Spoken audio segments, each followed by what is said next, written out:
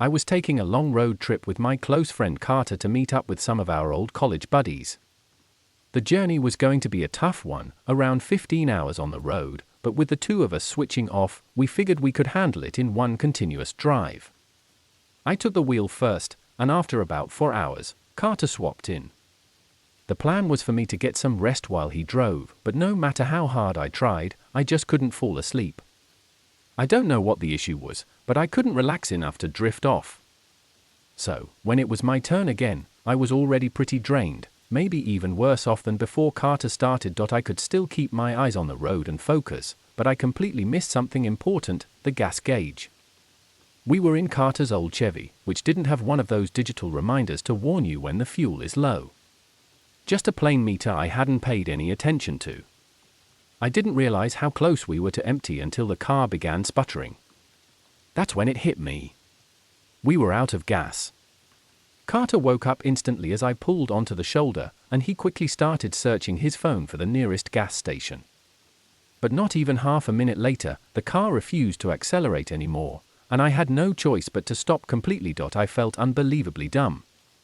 To make things worse, Carter said the nearest station was about 4 miles away. We were in the middle of nowhere, just endless flat land around us, not another car in sight. We debated our options, but finally Carter decided he'd make the walk to get a gas canister while I stayed back and kept watch over the car. Maybe not the smartest plan, but it seemed ridiculous to pay for roadside service when the station was technically close enough to reach on foot. Even though it was 1 a.m. and the night was pitch black, Carter didn't seem fazed. He got out, started down the road, and within a minute he had vanished into the darkness. I sat alone in the car, running over how careless I'd been. Just a few minutes later, headlights appeared in the distance. At first, I was relieved, thinking maybe someone could help. But as the car passed, something felt off. They were crawling by at maybe 15 or 20 miles per hour when the limit was closer to 60. I glanced in the side mirror and watched them continue slowly, then come to a complete stop. My stomach dropped when they turned around and came back. I didn't want to admit I needed help, and luckily I didn't have to. They didn't stop to ask. Instead, they drove past me again, even slower this time, barely moving at all. I could almost feel their eyes scanning my car. After a few moments, they sped back the way they came, leaving me rattled. I kept staring down the road, waiting, half expecting them to circle back. My gut told me something was wrong. I grabbed my phone and called Carter to warn him, hoping he could hurry. But he didn't answer. The call rang through until voicemail. That made me even more uneasy. I tried again a minute later. Still nothing. At that point, fear got the best of me. I decided to leave the car behind and try to catch up to Carter on foot. It had only been 10 or 15 minutes since he'd left, so if he was still walking, I figured I could jog and meet up with him quickly. I locked the car and started running along the shoulder. The silence was unsettling, so quiet that when I stopped to catch my breath, I could hear the ringing in my ears. No wind, no crickets, nothing. Just dead stillness. I jogged for about 15 minutes but didn't see Carter anywhere. That didn't make sense unless he had started running too. I pulled out my phone again to call him, and just as I hit dial, I heard a faint ringtone in the distance. My head turned toward the fields. Way out in the grass, I could just barely see a dim glow, the screen of Carter's phone. My entire body tensed up. "Carter!" I shouted. No reply. I stepped into the grass, closer to the glow, calling his name again. This time, I heard a muffled voice. It was Carter, but I couldn't make out what he was saying. I hurried closer, and then his voice grew clearer. He was yelling for me to get down. I dropped into the grass instantly, still unable to see him, but trusting his panic. I glanced back toward the road, and sure enough, a car was slowly approaching. The same car from before. My heart sank. They cruised past like before, circling back multiple times, crawling along the road as if searching for someone. When they finally left, Carter emerged from his hiding spot. We both sprinted toward the gas station.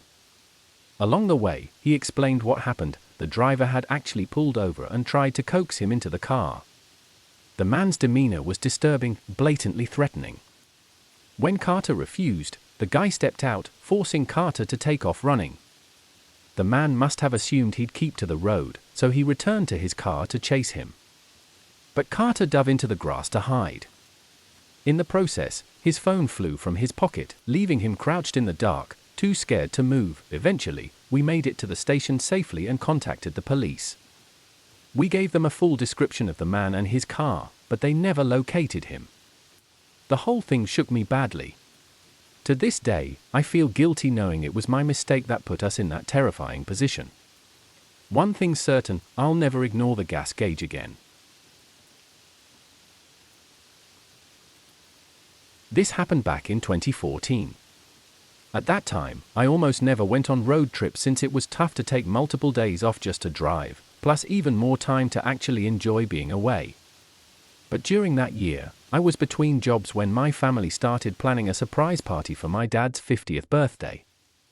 Since gas prices were much cheaper than they are now, and flying was still more costly in comparison, I figured I'd make the drive. Besides, I wasn't working at the moment, so I had the time to spare. To avoid pushing myself too hard, I decided to stretch the trip across 3 days. After the first long day of driving, I pulled into a nearby motel for the night. It wasn't anything special, but I didn't care. I ended up sleeping in until 11 the next morning, then gathered my stuff to check out. When I opened the door, though, I was startled to find a man standing right outside, directly in the doorway. "Excuse me," I muttered, trying to slide past. He didn't move much, which made it awkward. He looked like he was in his mid-40s, heavy bags under his eyes, and an overall unfriendly expression. I brushed past him, carried my belongings to the car, but noticed he was still just standing there, watching me. It was unsettling, but I told myself it was good I was leaving anyway. Once I checked out, I got back on the road. That day was supposed to be my longest stretch, about 10 hours. For the first several hours, it was fine, passing through towns, stopping occasionally. But as the trip went on, the scenery became more rural, long empty highways with fewer towns between. Realizing gas stations were becoming sparse, I decided to stop at the next one to fill up. After paying, I set the pump and headed inside to grab a coffee. When I came back out, something immediately felt wrong. A deep red, old Corolla had pulled up so close behind my car that from the front it looked like its bumper was practically touching mine. Nobody was outside pumping gas, and the windows were tinted dark, so I couldn't see inside.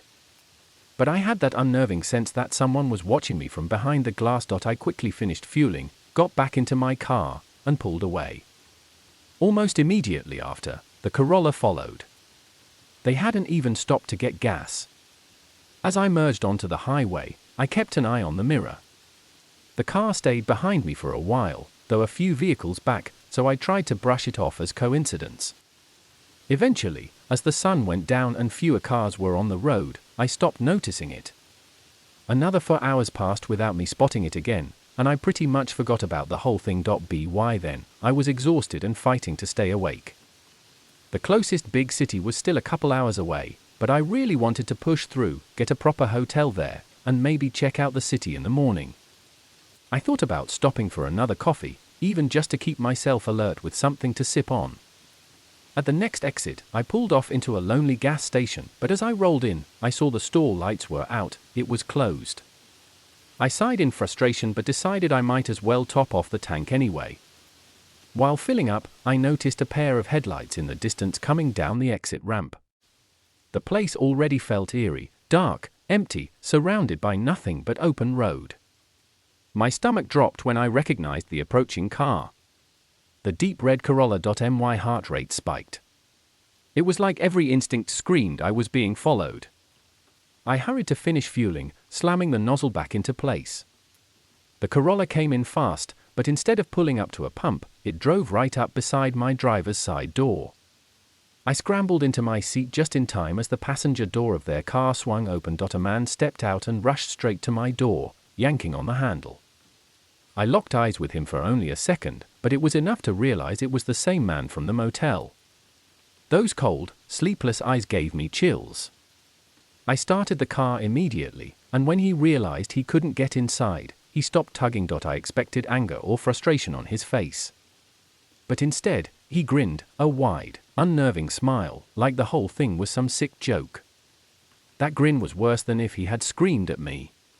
It was the look of someone completely unhinged. I floored it back onto the highway, not slowing down until I reached the city limits. Thankfully, I didn't notice them following me again.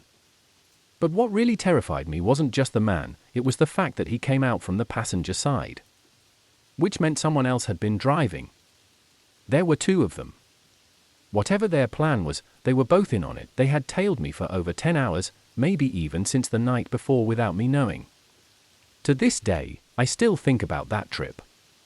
It's been over a decade, but the memory of that man's grin still sticks with me.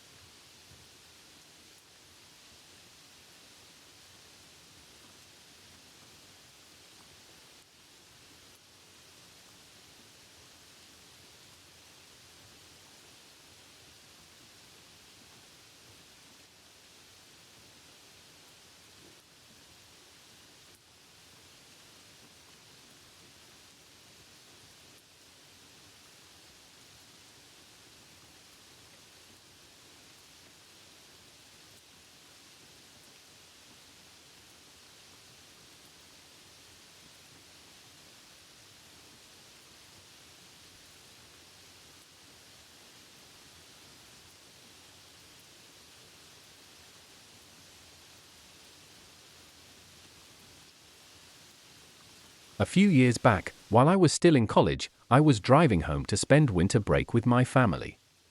The trip was practically cross-country, which meant days of long, non-stop driving. I didn't have much money at the time, so hotels weren't an option.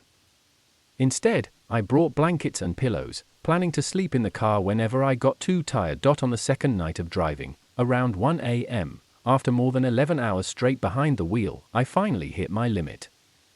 I was starting to nod off, so I pulled into the next rest stop I came across. It was a small roadside pull-off with just a few spots, a bathroom building, and a couple vending machines. Only one other vehicle was there, parked all the way in the back. To give us both space, I parked in the opposite corner. I stretched my legs, used the restroom, and headed back out. The bathroom was gross, but I just wanted to get it over with. When I walked back to my car, though, my stomach tightened. There was a man standing right outside my window, peering inside. Can I help you?" I asked. My voice startled him. He jumped a little, laughed nervously, and stepped back, saying he just wanted to see if I was inside so he could ask if I had change for the vending machine. The excuse didn't sit right. My car windows weren't tinted, it was basically like looking into a fishbowl. He could have easily seen whether or not I was in there without pressing his face to the glass. I told him I didn't have cash and tried to brush past him to get inside. He stepped aside, and I figured that was the end of it. But he didn't leave. Instead, he tried to start another conversation, asking what brought me out here in the middle of the night. I cut him off, saying I needed to get some sleep. He gave a little wave, then walked back to the other car and got in. That calmed me slightly. At least he wasn't some random drifter hanging around, but something still felt off.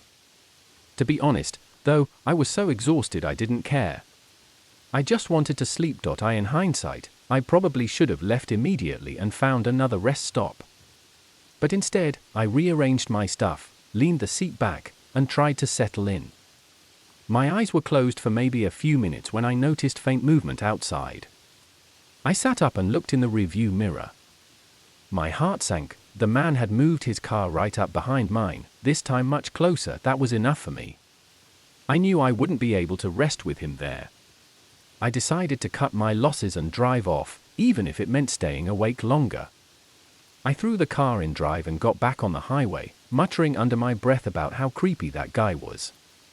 The problem was, on that stretch of road, rest areas were spread far apart, so leaving cost me at least 30 or 40 extra minutes. It was dangerously hard to keep my eyes open now. My lids would drop for seconds at a time before I jolted awake. Eventually, though, I spotted another rest stop. Relief hit me, but when I pulled in, I realized it was abandoned. The building was boarded up, graffiti all over, no lights besides the dim street lamps. Still, I was too drained to keep going, so I parked. Oddly enough, I actually fell asleep fast.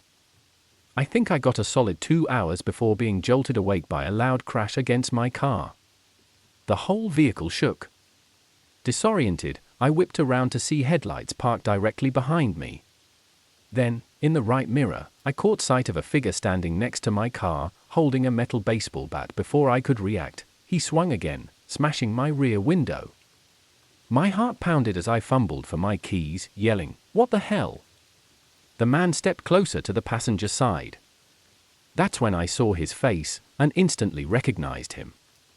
It was the same guy from the previous rest stop.